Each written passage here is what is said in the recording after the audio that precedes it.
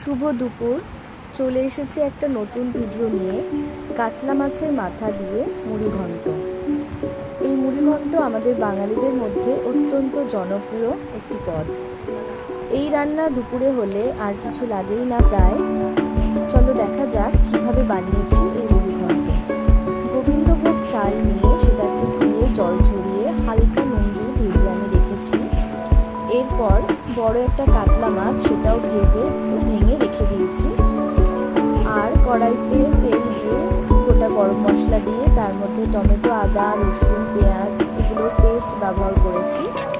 নুন, হলুদ, জিরে গুঁড়ো দিয়ে একটু নেড়ে ছেড়ে অল্প পরিমাণ জল দিয়ে এটাকে ভালো করে কষিয়ে নিতে হবে। মোটামুটি তেল ছেড়ে দিলে এর মধ্যে আমরা দিয়ে দিয়েছি কাতলা মাছের মাথা আর ভেজে রাখা গোবিন্দভোগ চাল আর আলু। এবার পরিমাণ মতো জল দিয়ে এটাকে 2-3 মিনিটের জন্য ঢেকে ফুটতে দিতে হবে। মোটামুটি হয়ে গেছে।